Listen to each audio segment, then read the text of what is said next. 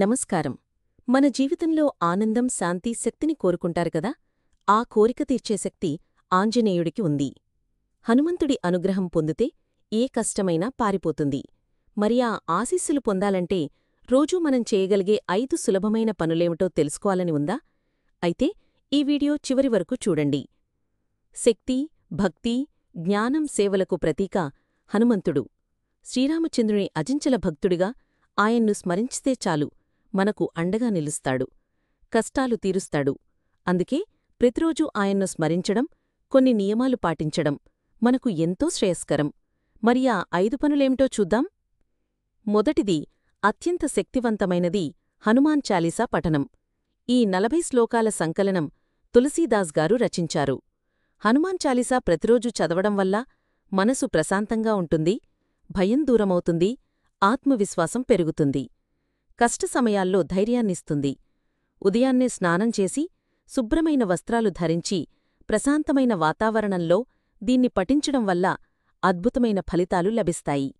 వీలైతే రోజుకు 2 సార్లు ఉదయం సాయంత్రం పఠించడం ఇంకా శ్రేయస్కరం. చాలీసా చదవటానికి కేవలం 5 నుండి 10 నిమిషాలు పడుతుంది, కాని దాని ప్రభావం రోజంతా ఉంటుంది. రెండవది, హనుమంతుడికి అత్యంత ప్రీతిపాత్రమైన శ్రీరామనామస్మరణ. హనుమాన్ సేవలో శ్రీరాముణ్ణి మించినది లేదు. రామ అనే అక్షరం హనుమంతుణ్ణి వెంటనే ఆకట్టుకుంటుంది.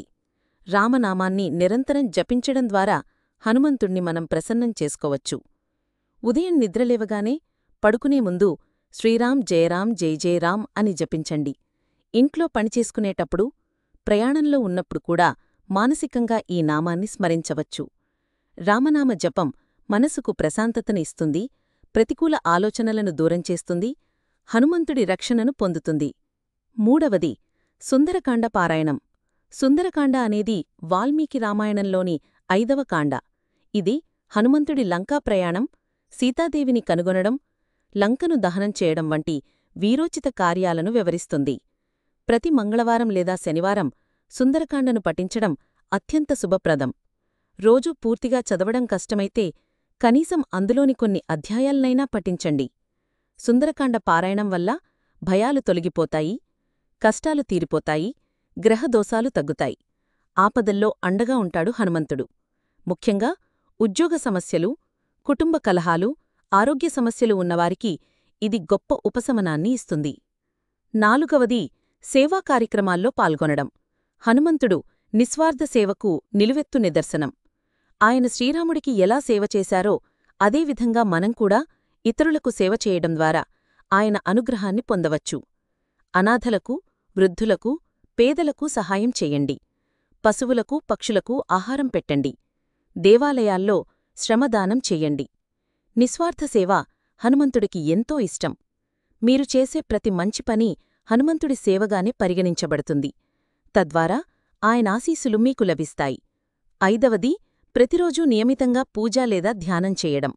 మీ ఇంట్లో హనుమంతుడి చిత్రం లేదా విగ్రహం ఉంటే ప్రతిరోజూ ఉదయం లేదా సాయంత్రం దీపం వెలిగించి ధూపం వేసి కొద్దిసేపు ప్రశాంతంగా కూర్చుని హనుమంతుణ్ణి స్మరించండి. మంత్రాలు జపించవచ్చు. ఉదాహరణకు ఓం హం హనుమతే నమః అని. ఇది మీ మనసుకు స్థిరత్వాన్ని ఇస్తుంది, సానుకూల శక్తిని పెంచుతుంది. రోజుకు కనీసం 10 నుండి 15 నిమిషాలు కేటాయించి మీ దృష్టిని హనుమంతుడిపై నిలిపి ధ్యానం చెయ్యండి. ఇది మీకు ఆంతరిక బలాన్ని, మానసిక ప్రశాంతతను ప్రసాదిస్తుంది. చూశారుగా, హనుమాన్ అనుగ్రహం పొందడానికి మనం చేయగలిగే 5 సులభమైన పనులు: హనుమాన్ చాలీసా పఠనం, శ్రీరామనామస్మరణ, సుందరకాండ పారాయణం, సేవా కార్యక్రమాలు మరియు నియమితంగా పూజ లేదా ధ్యానం. ఈ పనులను శ్రద్ధగా, నిబద్ధతతో పాటిస్తే ఆంజనేయుడి ఆశీసులు మీకు లభించి మీ జీవితం సుఖసంతోషాలతో నిండిపోతుంది. మీ సమస్యలు తీరి విజయం మీ సొంతమవుతుంది. ఈ వీడియో మీకు నచ్చినట్లయితే లైక్ చేయండి, షేర్ చేయండి. మరిన్ని ఆధ్యాత్మిక విషయాల కోసం మా ఛానల్ని సబ్స్క్రైబ్ చేసుకోండి. మీ అభిప్రాయాలను కమెంట్స్లో తెలియచేయండి. జై శ్రీరామ్, జై హనుమాన్.